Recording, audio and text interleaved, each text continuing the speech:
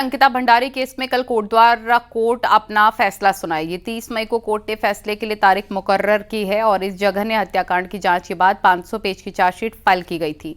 इसमें 97 गवाह बनाए गए थे। इसमें से 47 गवाहों को कोर्ट ने पेश किया था। पुलकित आर्य, सौरभ भास्कर और अंकित गुप्ता अंकिता केस में आरोपी हैं। अंकिता भंडारी के पिता ने कोर्ट से अंकिता के हत्यारों को फांसी देने की मांग की और कहा कि उन्हें भी मौत मिलनी चाहिए। ये मामला साल 2022 का है। अंकिता पुलकित आर्य के वनंतरा रिजॉर्ट में काम करती थी और 18 सितंबर 2022 को अंकिता वनंतरा रिजॉर्ट से गायब हो गई थी। इसके बाद अंकिता का शव चीला बैराज में मिला। इस मामले में हत्या, सबूत मिटाने और अनैतिक देह व्यापार अधिनियम के तहत भी केस दर्ज किया गया था। यह बड़ी और अहम जानकारी इस वक्त आपको बता रहे हैं। चर्चित अंकिता भंडारी केस में कल कोर्ट अपना फैसला सुनाएगी। 30 मई को कोर्ट ने फैसले के लिए तारीख मुकर्रर की है। इस जघन्य हत्याकांड की जांच के बाद 500 पेज की चार्जशीट फाइल की गई थी। इसमें 97 यानी कि 97 गवाह बनाए गए थे। 47 गवाहों को कोर्ट में पेश किया गया। पुलकित आर्य, सौरभ भास्कर और अंकित गुप्ता अंकिता केस में आरोपी हैं। अंकिता भंडारी के पिता ने कोर्ट से अंकिता के हत्यारों को फांसी देने की मांग की, कहा कि उन्हें भी मौत मिलनी चाहिए। हालांकि 2022 का मामला है। अंकिता पुलकित आर्य के वनंतरा रिजॉर्ट में काम करती थी एज ए रिसेप्शनिस्ट और 18 सितंबर 2022 को अंकिता वनंतरा रिजॉर्ट से गायब हो गई थी। इसके बाद उसकी मौत की खबर मिली। तो जिस तरह से मेरे निर्दोष लड़की अंकिता भंडारी को इन तीनों धुरंधरों ने मारा है, तो मैं पहले से कह रहा हूँ कि मौत के बदले मौत। तो परसों 30 मई को अंतिम फैसला होने वाला है और हम चाहते हैं कि हमारे जीते जी हमारे सामने इन तीनों को फांसी की सज़ा हो। और कोटद्वार से ही ज्यादा जानकारी देंगे इस पर अनुपम भारद्वाज, हमारे सहयोगी। अनुपम, 2022 से अब देखिए 2025 एक लंबा इंतजार रहा। हर किसी को, उत्तराखंड ही नहीं देश में इंतजार है कि अंकिता भंडारी मर्डर केस में क्या फैसला आएगा कल।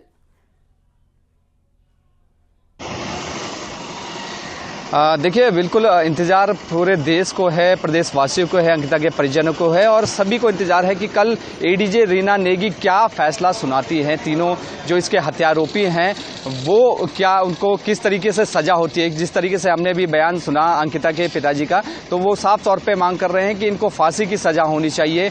तो क्या कोर्ट कल फांसी की सज़ा सुनाता है या उम्र कैद में तब्दील कर दिया जाता है, तो क्या फैसला होगा ये कल देखने वाली बात होगी। लेकिन सुरक्षा को लेकर जो कड़े इंतजाम पुलिस की ओर से कर दिए गए, क्योंकि सभी राजनीतिक पार्टियों की भी, विपक्ष की भी खासतौर पे इस पर नजर है और कांग्रेस का भी कल यहाँ पे बड़ी संख्या में कांग्रेस जन यहाँ पे मौजूद रहेंगे। इस समय मैं उसी जगह में मौजूद हूँ कोर्ट परिसर के सामने। तो इस पूरे इलाके को कल 200 मीटर का जो पूरा इलाका है वो छावनी में तब्दील कर दिया जाएगा। 200 मीटर तक, यानी कि कोर्ट परिसर के 200 मीटर तक कोई भी आवाजाही नहीं कर पाएगा। ये नींबू चौड़ से जो आवाजाही देवी रोड है इसको ब्लॉक कर दिया जाएगा। पिकेट्स लगा दिए गए हैं। पुलिस अभी लगातार जो पिकेट्स है वो लगाने का काम जारी है इस समय। और सिर्फ अंकिता के जो परिजन है, यानी कि जो केस से जुड़े जो लोग हैं वो ही कोर्ट परिसर में प्रवेश कर पाएंगे। इसके अलावा जो एडवोकेट्स हैं वो अपनी आईडी दिखा के कोर्ट परिसर में प्रवेश कर पाएंगे। तो कहा जा सकता है कि कल का दिन काफी अहम होने वाला है। शुक्रिया आपका तमाम जानकारी के लिए। इस मामले पर विपक्ष भी लगातार मुद्दा बनाता रहा, तो कल उम्मीद है कि फैसला आ जाएगा। आगे बढ़ते हैं। रामनगर के गौजानी में कब्रिस्तान में एक शव को दफनाने से पहले ही विवाद हो गया। यहां सुबह एक शव को दफनाने के लिए गड्ढा खोदा जा रहा था, तभी बीजेपी कार्यकर्ता आ गए और उन्होंने इसका विरोध किया। बीजेपी कार्यकर्ताओं का कहना है कि जहां शव दफनाया जा रहा है वो कब्रिस्तान की जमीन नहीं है, जबकि दूसरे पक्ष का कहना है कि वो कब्रिस्तान की जमीन है। वहीं पर विवाद शुरू हो गया और पुलिस प्रशासन की टीम आई, लोगों को समझाकर मामला शांत कराया है।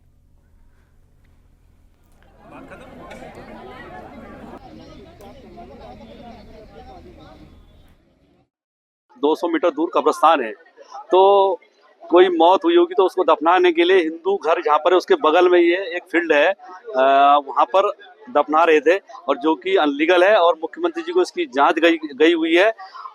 उसके बाद हमें जब सूचना आई, यहाँ के लोगों ने दी, हम मौके पे पहुंचे तो ये कब्र खोद चुके थे और उसके बाद हमने इसके यहाँ पर पहुंच कर इसका विरोध किया और इसका अभी सीमांकन नहीं हुआ है, उसमें जांच भी चल रही है। इसमें कुछ लोगों का कहना है कि ये जमीन कब्रिस्तान की है, जबकि कुछ पक्षों का कहना है कि ये जमीन कब्रिस्तान से थोड़ा बाहर की लैंड है और इस बात को लेकर विवाद हो रहा है। तो अभी दोनों पक्षों से वार्ता की जा रही है, सुलझाने का प्रयास किया जा रहा है।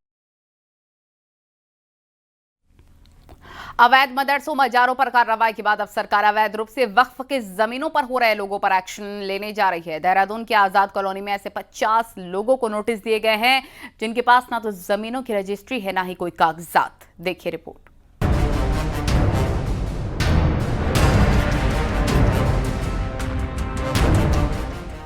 देहरादून के सबसे व्यस्ततम इलाकों में से एक आजाद नगर कॉलोनी है, जहां की मेन मार्केट में 50 ऐसे लोगों को चिन्हित कर वक्फ बोर्ड ने नोटिस थमाए हैं जो शहर के बीचों बीच बिना किसी कागजातों के सालों से जमे बैठे हैं।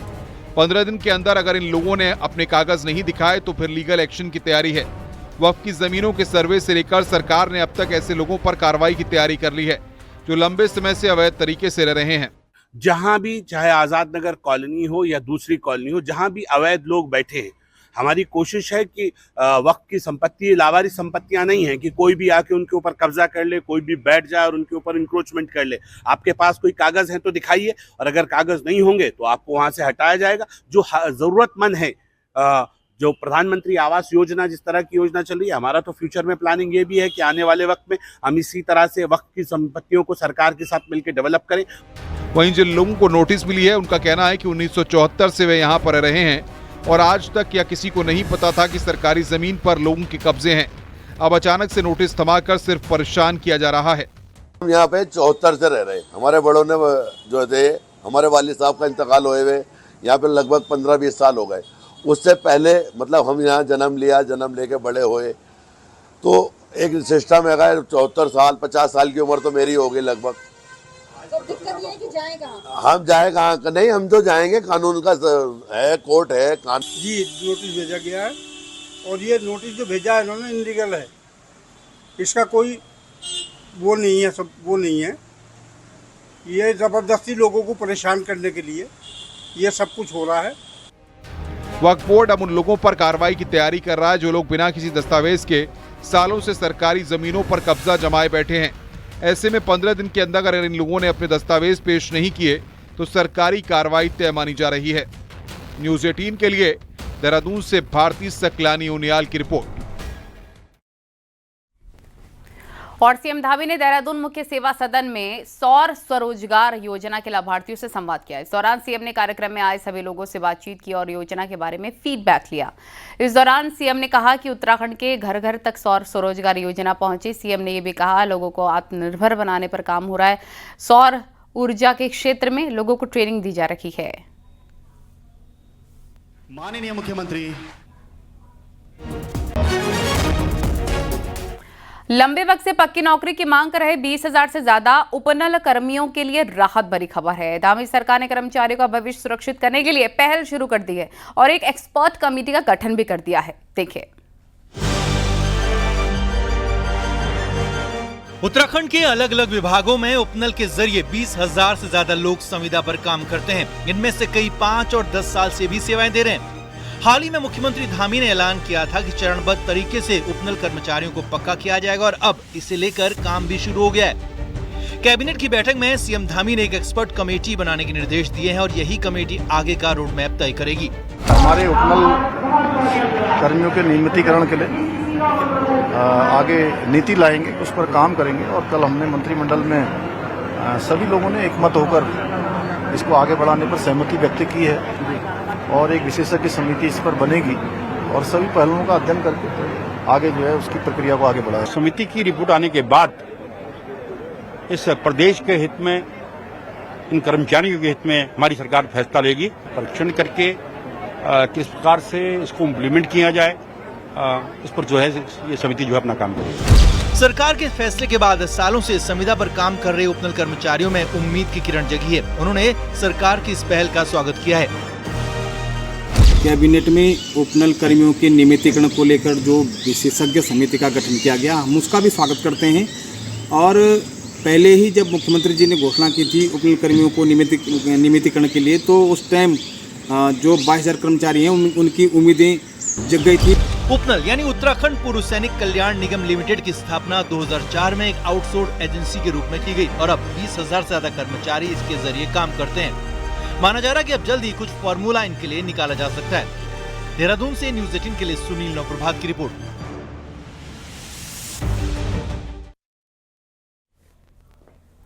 पिछले 2 चुनाव में मुस्लिमों से जुड़े मुद्दों का नुकसान कांग्रेस नेता हरीश रावत झेल चुके हैं, फिर वो चाहे मुस्लिम यूनिवर्सिटी का मुद्दा रहा हो या नमाज की छुट्टी का। इसके लिए हरीश रावत जगह जगह न्याय यात्रा निकाल रहे हैं। इसी कड़ी में न्याय की गुहार लगाने हरीश रावत आदि कैलाश पहुंचे, ओम पर्वत के दर्शन किए। यहाँ भी हरीश रावत के हाथ में तख्तियां थी, इसमें से दोनों मुद्दों को बीजेपी का झूठ बताया गया और खुद को उन्होंने पाक साफ बताया। राजनीतिक विश्लेषक मानते हैं कि न्याय यात्रा में मंदिर और धामों में जाकर हरीश रावत इमेज मेकओवर की कोशिश कर रहे हैं।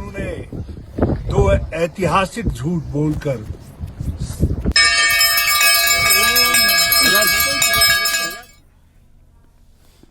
हरीश रावत की आदि कैलाश यात्रा को लेकर विधायक हरीश धामी ने प्रशासन पर बड़ा आरोप लगाया और हरीश रावत को प्रोटोकॉल नहीं मिलने का आरोप लगाया। यात्रा के दौरान एस्कॉर्ट भी नहीं देने का आरोप और जो रूम अलॉट किया गया था उसे दूसरे दिन खाली करा दिया गया।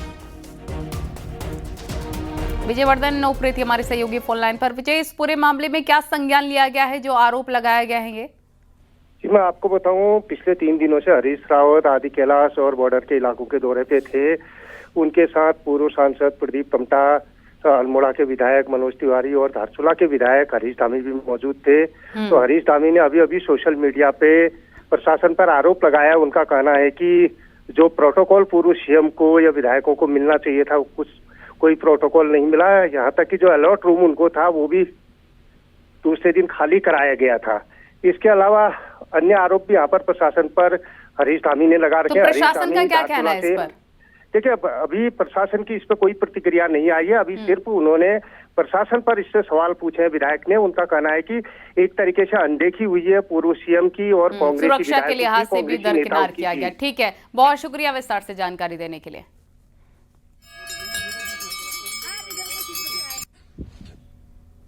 आदि कैलाश यात्रा में नया विवाद खड़ा हो गया है, लेकिन टैक्सी ऑपरेटर बाहरी टैक्सियों को धारचूला से आगे नहीं बढ़ने दे रहे हैं। ऐसे में जहां यात्रियों को कोई दिक्कतों की वजह से 2-4 होना पड़ रहा है, वहीं नई टैक्सी यूनियन इस फैसले के खिलाफ खड़ी हो गई है। देखिए,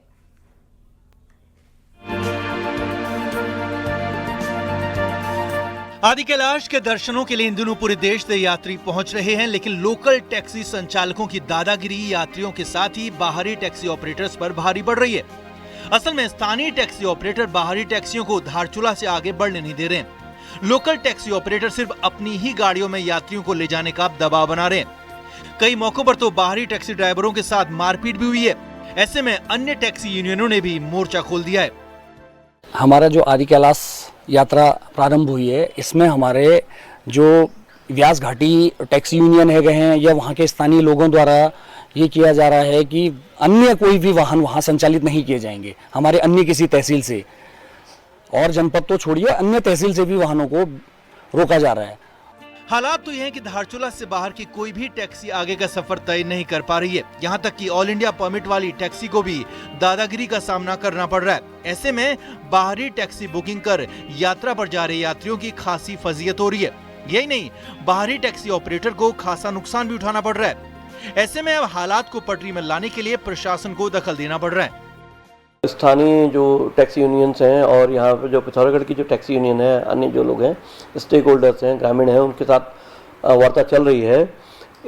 आज ARTO, SDM और स्थानीय जो टैक्सी यूनियंस हैं और साथ ही साथ पिथौरागढ़ टैक्सी यूनियन के साथ में भी। आदि कैलाश यात्रा में पहले भी ग्रीन टैक्स और घोड़े चलाने पर विवाद हो चुका है। इन विवादों का भी प्रशासन ने खासी मशक्कत के बाद हल निकाला था। ऐसे में बाहरी टैक्सियों को रोके जाने से जहां नियमों की धज्जियां उड़ रही हैं, वहीं यात्रियों के बीच गलत मैसेज भी जा रहा है। न्यूज़ 18 के लिए पिथौरागढ़ से विजयवर्धन उप्रेती की रिपोर्ट।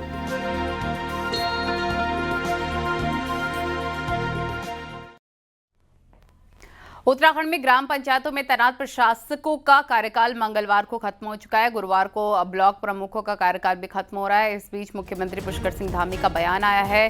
सीएम ने कहा कि राज्य सरकार आगामी पंचायत चुनावों के लिए पूरी तरह तैयार है। अब राज्य निर्वाचन आयोग चुनाव को तारीख तय करनी है और सरकार चुनाव कराने को लेकर पूरी तरह से प्रतिबद्ध है।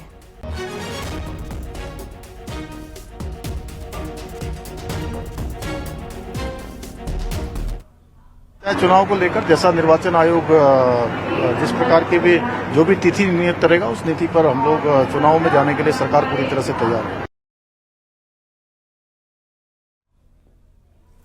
पंचायत चुनाव की आहट के बीच बीजेपी ने वोटर लिस्ट खंगालने का काम शुरू कर दिया है, तो कांग्रेस को सलाह दी है कि चैन से सोना है तो जाग जाओ। ये पूरा मामला क्या है, इस रिपोर्ट में देखिए।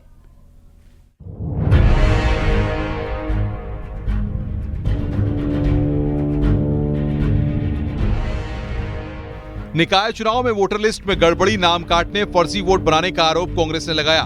तब कांग्रेस ने इस गड़बड़ी के लिए बीजेपी सरकार और निर्वाचन आयोग को जिम्मेदार ठहराया। अब पंचायत चुनाव की आहट सुनाई दे रही है, तो बीजेपी ने एक गांव और बूथ की वोटर लिस्ट पर काम शुरू कर दिया है, ताकि एक वोट का भी नुकसान न हो। और इसी के साथ बीजेपी ने कांग्रेस को वक्त पर जागने की सलाह दे डाली है। हमने अपने कार्यकर्ताओं से कहा है कि जिनके नाम जुड़ने उनके नाम जोड़े जाए, कटने वाले नाम कटने चाहिए।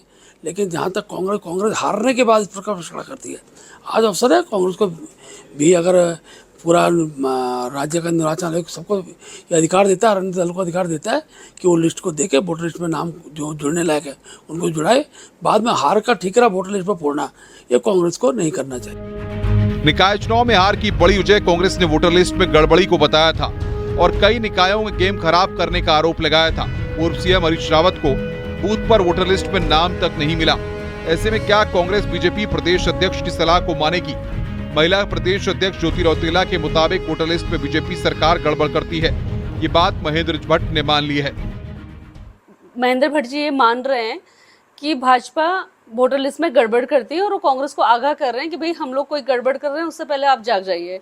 तो मैं महेंद्र भट्ट जी को बोलना चाहती हूँ कि आपकी और आपकी सरकार लिस्टों को सुधार नहीं पा रही, इसलिए आप ये बातें बोल रहे हैं। निकाय चुनाव में वोटर लिस्ट में गड़बड़ी हुई, इसको लेकर कांग्रेस बड़ा खुलासा करने वाली थी, लेकिन वो काम अभी अंजाम तक नहीं पहुंचा। वहीं पंचायत चुनाव में हार की हालत में कांग्रेस वार न कर पाए, इसलिए बीजेपी ने अभी से वोटर लिस्ट पर जागने की सलाह दी है। दीपांकर भट्ट, न्यूज़ 18, देहरादून।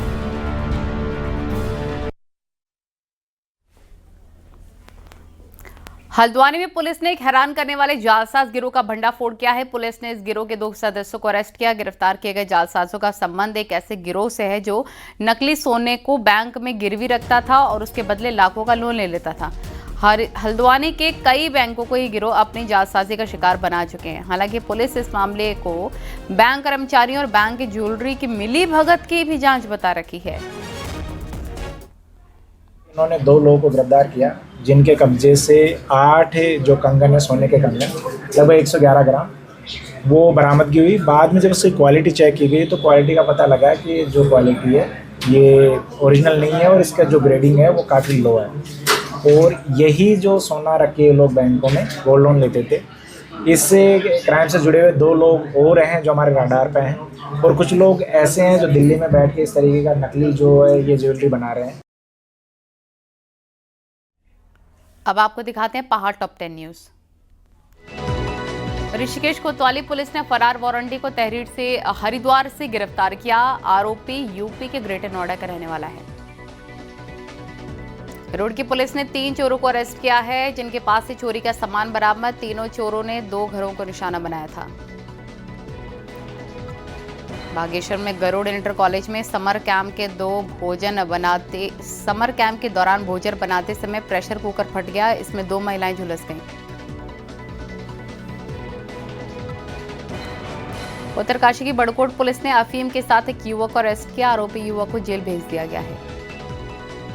अल्मोड़ा में बीजेपी ऑफिस में अहिल्याबाई होलकर की 300वीं जयंती धूमधाम से मनाई गई। कैबिनेट मंत्री रेखा आर्य समेत जिले भर के कार्यकर्ता शामिल। पिथौरागढ़ में मेडिकल कॉलेज बना रही कंस्ट्रक्शन कंपनी के खिलाफ स्थानीय लोगों ने प्रदर्शन किया। कंपनी की निर्माण सामग्री से कई रास्ते खराब हो गए हैं। चंपावत डीएम ने अधिकारियों की मीटिंग में नशीले पदार्थों और तस्करी पर रोक लगाने के निर्देश दिए। जिले में 1 महीने में 13 तस्कर गिरफ्तार। अल्मोड़ा पहुंचने पर कल्याण परिषद के उपाध्यक्ष का व्यापारियों ने स्वागत किया। उनकी समस्याएं सुनकर जल्द समाधान का आश्वासन दिया। चमोली के थराली के जोलाकोट गांव में विकसित कृषि संकल्प अभियान का शुभारंभ। इसमें किसानों को फसलों के उत्पादन की वैज्ञानिक पद्धति की जानकारी दी गई। शुक्रवार से नैनीताल राजभवन में गवर्नर कप गोल्फ प्रतियोगिता शुरू हो रही है। राज्यपाल गुरमीत सिंह ने कार्ट एंड रेजर कार्यक्रम किया है। चमोली के डीएम संदीप तिवारी ने बड़ी सादगी के साथ शादी की है। कोर्ट मैरिज करने के बाद डीएम गोपीनाथ मंदिर पहुंचे और भगवान गोपीनाथ का पत्नी के साथ आशीर्वाद लिया। उनकी शादी की काफी चर्चा हो रही है।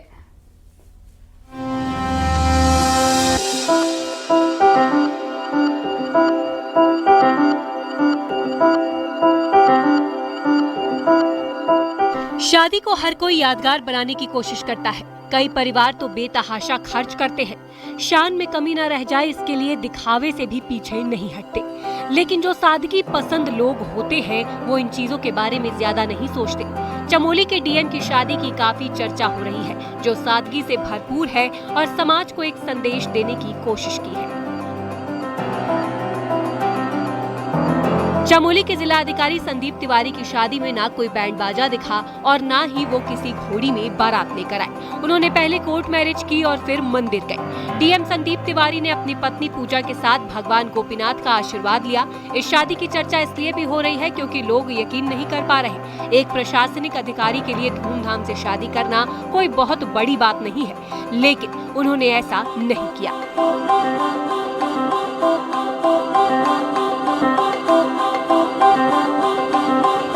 संदीप के मुताबिक उन्होंने धार्मिक मान्यताओं के साथ शादी करने का फैसला लिया, जिस पर कि उनकी पत्नी ने भी सहमति जताई थी। संदीप हिमाचल प्रदेश के रहने वाले हैं। उत्तराखंड में सरकारी सेवा में उनको 6 साल हो चुके हैं। पहले एसडीएम और उसके बाद नैनीताल के सीडीओ और एमडी कुमाऊं मंडल रह चुके हैं। Bureau report, news 18।